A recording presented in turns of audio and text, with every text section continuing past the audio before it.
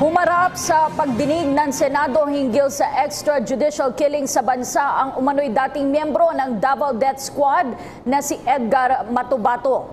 Ayon kay Matubato, karamihan sa mga pagpatay na ginawa ng kanyang grupo ay utos ni Pangulong Rodrigo Duterte na noon ay mayor ng Davao City.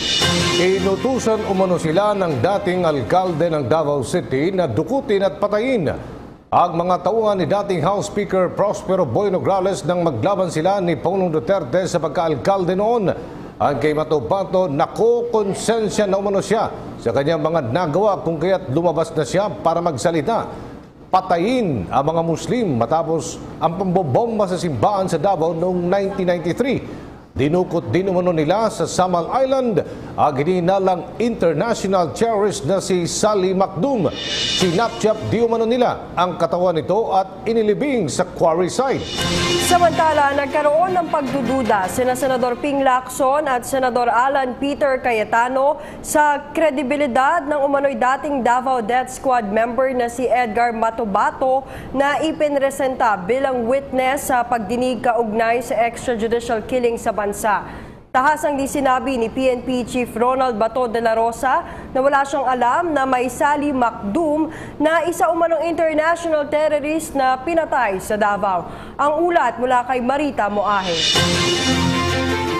Isang witness na dati siyang miyembro ng Davao Death Squad at marami na umano nga napatay ang iprinisenta ni Senator Leila De Lima, chairwoman ng Senate Committee on Justice and Human Rights.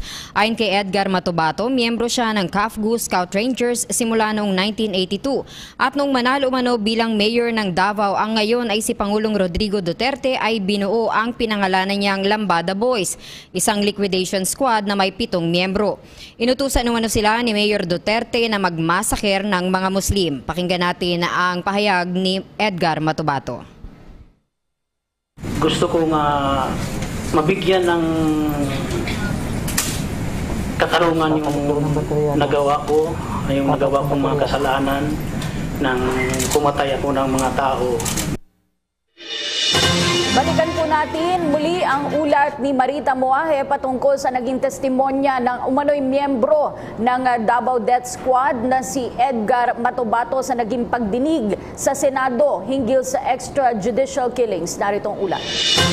Salamat, Cassie. Nagkwento ang iprinisentang witness ng Senate Committee on Justice and Human Rights na si Edgar Matubato nang ipinagawa umano sa kanilang mga pagpatay noong panahon na siya ay miyembro ng Davao Death Squad.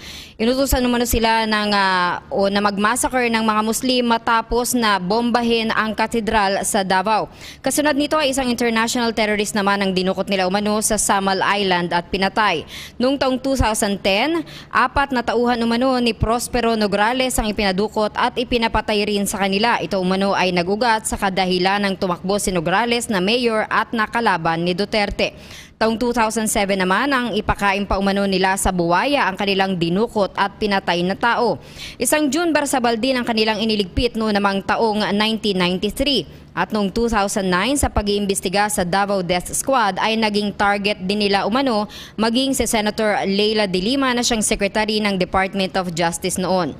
Taong 2014 ay pinatay umano si Richard King dahil sa nakaribal ni Paulo Duterte na anak ni Pangulong Duterte dahil sa isang babae. Huminto umano siya at gusto nang humiwalay sa grupo noong 2013 kung kaya't sa kanya pinaako ang pagpatay kay King. Tinorture pa umano siya ng kanyang mga kasama. Dito ay nagsimula na siyang magtago dahil natakot na siya para sa kanyang buhay. Ang mga pinapatay umano nila ay tinatapon sa dagat, pinapalabas na na-salvage o di kaya ay chinap-chap at nililibing sa isang quarry na pag-aari ni SPO4 Bing Laod. Kung minsan ay sa isang bakanting lote na pag-aari ng Gaisano. Nakukonsensya naman siya sa kanyang mga nagawa kung kaya't lumabas na ngayon upang magsalita. Napag-usapan din ang pagbibigay sa kanya ng proteksyon, gayunpaman sa ngayon ay nasa pangangalaga ito ng Senado. Nagkaroon naman ng bahid ng pagdududa sa iprinisentang witness na ito dahil sa nang magtanong si Senator Ping Lacson dito upang itest ang credibility nito ay tahasang itinanggi ni PNP Chief Ronald De La Rosa, nakakilala niya ito. Sinabi ni Senator Lacson ang kahalagahan na ma-establish ang credibility ng witness dahil siya mismo ay personal na naranasan na mapagbintangan. Nang tanungin naman si PNP Chief De La Rosa tungkol kay Matubato, tahasang itinanggi na kilala nito ang witness. Sa katunayan ay unang beses pa lamang niya umano itong nakita at naririnig lamang niya ang pangalan noon na isang tirador sa Davao. Dinagdag pa ng PNP Chief na wala siyang alam na Sally Macdum na international terrorist na pinatay sa naturang probinsya. Samantala, itinaas din ni Senator Tito Sotto ang kalagayan ng mga biktima ng mga kriminal na gumagamit ng bawal na gamot. Tinanong niya ang Commission on Human Rights kung tinitingnan din ba nila ang mga ito na ayon sa kanila, simula lamang ng Enero ng taong ito ay umabot na ng 1,350. Sa bahagi naman ni Senator Alan Peter Cayetano ay tinanong niya si Matubato sa totoong layo nito ng kanyang paglabas o kung bahagi lamang umano ito ng plano na patalsikin sa pwesto si Pangulong Rodrigo Duterte. Inilahad ng isang testigo sa pagdinig ng Senado ngayong araw ang mga ginawang pagpatay ng umano'y Davao Death Squad sa Davao City.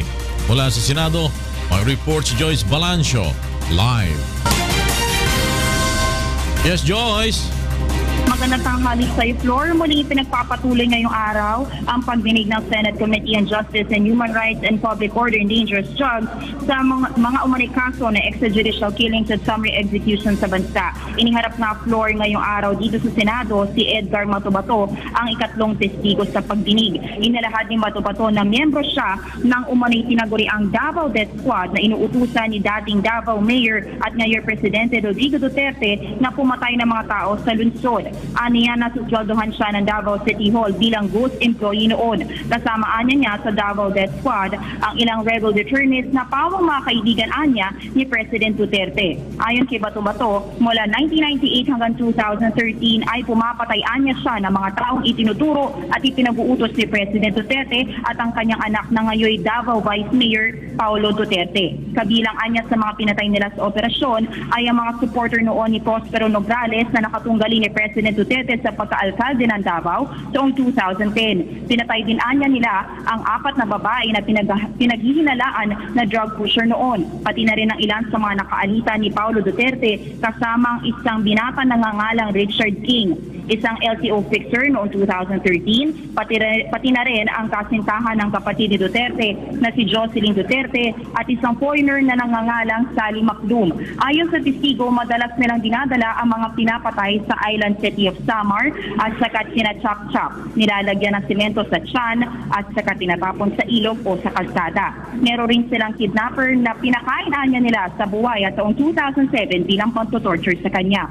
Isa rin sa mga nabanggit kanina ay ang pagpatay din ng grupo sa radyo commentator na si Jun Pala taong 2013 dahil anya sa pagiging kritiko nito kinoon Mayor Duterte. Mismo si President Duterte naman ang pumatay naman sa isang NBI agent na may apelyidong Amizola taong 1993 ayon sa testigo. Ayon pa kay Matubato ay suportado ng pulisya ng Davao ang kanilang mga pagpatay. Ayon nga sa kanya o binanggit pa niya kanina, nakasama pa niya nila sa naging operasyon si ngayoy PNP Chief Ronald De La Rosa na nooy bahagi ng Presidential Anti-Organized Crime Task Force ng Davao. Kasama rin nila sa naging operasyon ang ngayoy Direktor ng National Bureau of Investigation na si Attorney Dante Gueran na muling malapit na kaibigan rin ni President Duterte. Sinabi rin ito na kalimitan, nililinis ng mga polis ang kanilang mga operasyon dahil madalas nilang nilalagyan ng baril ang katawan ng mga biktima upang magmukhang nanlaban ito. Ayon sa testigo, napilitan na siya lumantad ngayon sa publiko dahil sa banta sa kanyang buhay. Aniya na pag-alaman niyang ipinag-utos na ng pamilya Duterte na siya ipaligpit para mapigilan na siyang magsalita. Lumapit niya siya sa Commission on Human Rights o CHR taong 2014 pero sinabi nitong hindi siya maaaring protektahan ng ahensya. Bagaman napailalim na siya o napaisailalim na siya sa Witness Protection Program na Department of Justice noon ay umalis siya matapos manalo si Duterte bilang Pangulo ng Bansa. Samantala dahil sa lawak ng testimonya ni Bato-Bato at dahil sa mga idinadawit na rin niya mga pangalan sa kanilang mga naging operasyon noon sa Davao ay iminungkahi na kanina sa pagdinig na irekomenda nga ng Senado sa Department of Justice na isailalim na siya sa Witness Protection Program. Samantala, Flor, nagpapatuloy pa rin hanggang sa mga oras na ito yung pagdinig ng Senate Committee on Justice and Human Rights at inaasahan natin na hanggang mamayang hapon ay magpapatuloy ito dahil ngayong araw naman ay Thursday, wala tayong plenary session sa Senado. Flor? Aming salamat sa iyo, Joyce Balancio, nagulat mula sa Senado.